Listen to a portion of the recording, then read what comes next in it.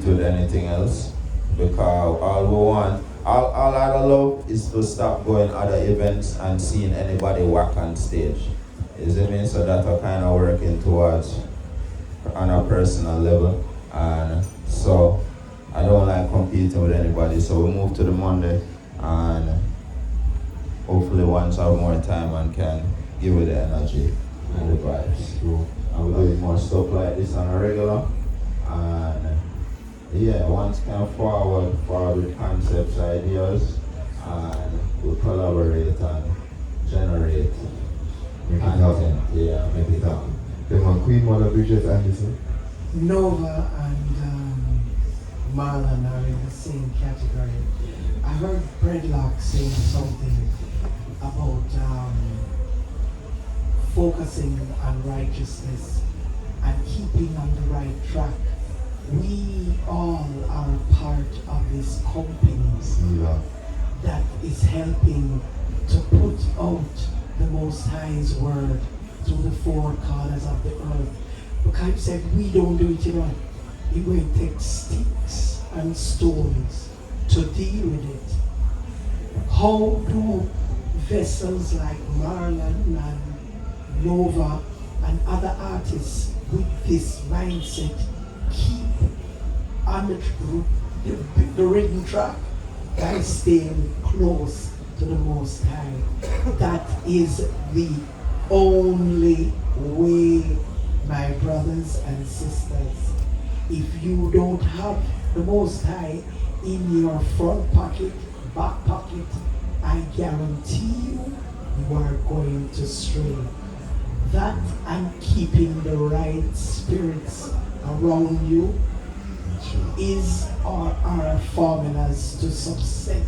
Yes. So I pray thee, people who really want to be a part of that company, because the book says, great is the company of them that publish it.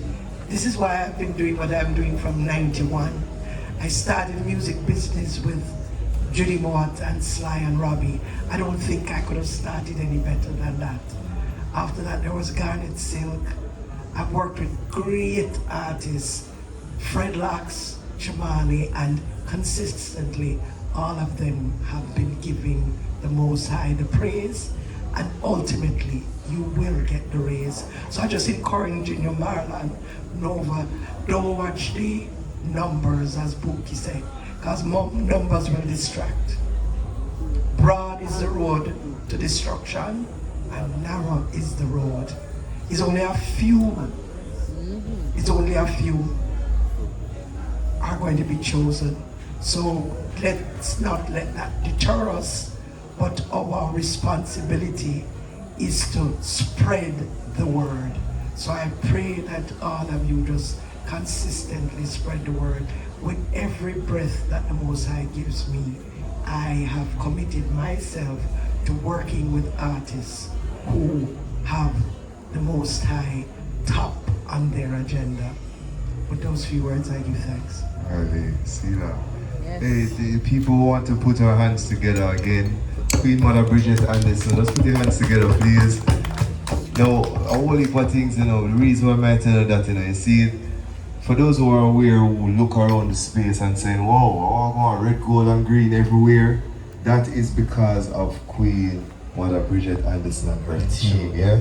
So again, we want to put our hands together for her and her team, just to prepare the space for us today, making it available.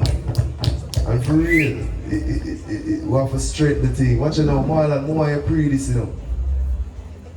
You see the music what the I make and the set of artists where Queen Mother Bridget Anderson speak of. Our music is everlasting. Don't watch the time. You see, when we find out, in this time, the most, we call it now, effective and most stimulating form of reggae being played in the world was those reggae where when it was released, people were not paying any attention to it. You know what I mean? It's now they might dig up back these records and they might find out say these vision make these music and they might say, hey, for real, and them have them playing over and over again, and they don't play them even in Jamaica here, it's Europe. and these other places, world music, because we know how Jamaica still. As I once tell her, I think it's Singer J and I that all the reason. I should be, yeah. He must say Jamaica is the factory for you. And when you live at the factory, you don't really value the thing them, because you make it. You see what I say? Yeah man, but you see, the people them who are not at the factory, them are always want to come visit, you know. That's why Clark's is so famous and these things, you know, fireball. The people them who work in the Clark's factory might show it one side, you know.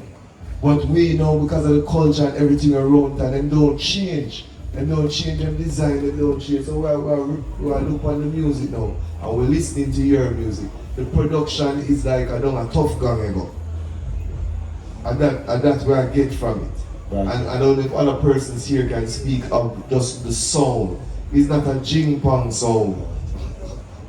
You understand what I said to the guy? So I wouldn't even say, we'll consider the sales and the numbers. No. What we should be considering is your team putting the thing together so that when your youths them, because that's what we do it for in general, that's what I do for generational wealth. See? So you see when the time comes now, when your youths them now hear these songs playing in Europe and these things, and your youths them grey and old, them can drop out the people and say, watch it now, yeah man. It's I father this, you know, and we want to continue legacy, just like Bob, just like, you understand? So at the end of the day, we want to see some Marlon Brown t-shirts, some Marlon Brown shoes, some Marlon Brown vinyl player, just like how Bob Marley them deal with them things, you see me saying? So we release this project and it's out there, and the numbers are come, man. See it? Yeah, but we want to speak into now the structure. See it? Reggae music, reggae artists. Does the professionalism, does the professional arm of it take away from the spiritual arm of it? Do you feel so? So I once, you know what I mean? Because when we look one evening, you're going to show the One Love movie tonight here. Baba and tell people, say, yo, watch it now, if you're maybe. See, if we're going to Africa, it's not a money thing.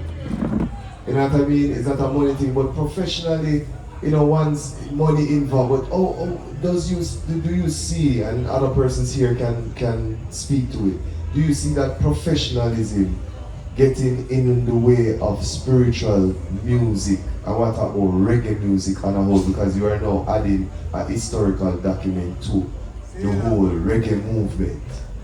Yeah, it does.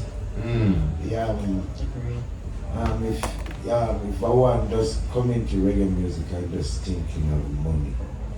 It's not going to go anywhere. You understand me? If we're going to do it from the arts.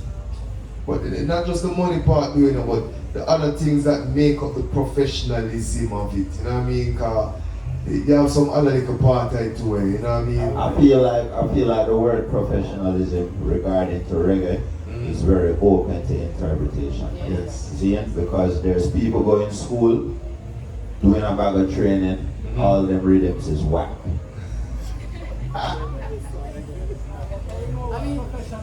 You see me? Yeah man, but you see me? Yeah. But but aside from that, it's just we're talking about how we're dealing with the business as well, right? Maybe you should be just specific. Yeah man, that's why I'd like for you to try honing in on what we're trying to discuss there. A lot of the best reggae artists, they didn't really do the business side right, but their catalog will play forever. And then there's a lot of artists who did the professional side right, and the catalog is worth almost nothing. You see what I mean? So it's like, I think what can deplete the spiritual energy is just, what's the intention of the music? You see what I mean? Are we just trying to be Drake? Why is it that Bob Marley, how many years, I think I have a lot. That's true. Why is it Bob Marley? But wait it now, go get it recorded in the thing. Yeah, man, I beg you. Yeah, we have to record. Why did this for forever, you know? Listen, how many years now since Bob Marley has died? Yes. Why is he still current? Not because of the love of money, but just the love of the music, the energies that went into making. I went to Family Man's funeral, and when I hear those bass lines that will live on forever, you know that it is sheer love for the music and the Rastafari walk that made those songs stand up. Till now, there is nobody that can challenge Bob Marley. So I encourage the artists now to have that vision too. That it's not, I think I heard an interview with Bob, and he said if it is all about him and about the money, he wouldn't do it. Bob went, I understand, to must be Boston or quite a few places and work, and the only thing he could do was pay his musicians. You see the passion that those artists had then. We need to get some of that now. And the knowledge that some of the artists have now could have been shared to those artists. We need to strike a balance. I'm not saying that artists now are to just forge straight ahead and don't care anything about the business. But I think too much of the business of music is taking away from the spirituality of the music. And it won't live as long as the Bob Marleys, as the Burning Spears, as the Dennis Browns. You understand me? Yes. We need to really try and capture back that spirit that came with the music then. You understand, or capture forward? I hear get brethren. Don't capture it at all. Okay, we need to just bring forward the essence of what made that music what it is today, after being created 30, 40 odd years ago. With these few words, I give thanks. Can I add to Bridget, please? Sure. Can I even say something just there? So, all right. I feel like, oh, somebody wants to say something. All right. Yeah. All right. So I think that is more or less not a saying. I feel like I feel Bob was praying the music as just the music is a vehicle to achieve something greater. You see me? And I find that is a common thing with most people who have this level of impact. You see me? Like there's a lot of artists where there's other genres that face the same thing. The biggest songs came out 40 years ago. You see me? So but I feel like the intention just to travel the world. Is the intention just to be in front of people? Is the intention just to be the most popular?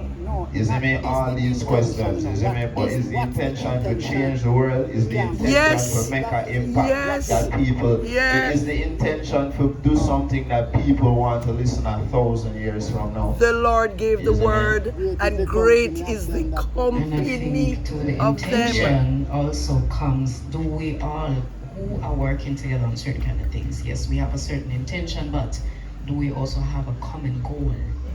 It's not just the intention, but like when we come to the action, are we taking the actions which are combined to the intent with the intention? And then when we speak about that the spirituality might get depleted and these kind of